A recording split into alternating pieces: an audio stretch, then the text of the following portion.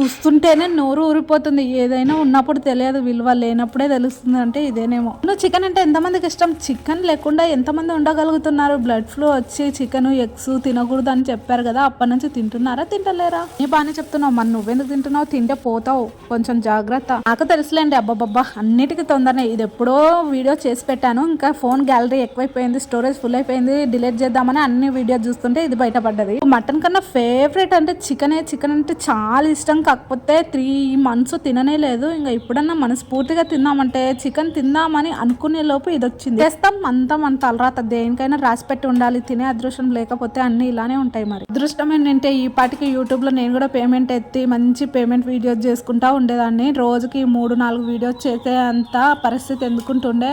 చూస్తా మీరెన్ని రోజులు కాదంటారా, అది కూడా చూస్తా. ఆగండి వెళ్ళిపోకుండా ఒక చిన్న లైక్ సబ్స్క్రైబ్ కూడా చేసేసుకొని వెళ్ళిపోరా. ఉంటాను. బాయ్ అండి. Thank you for watching.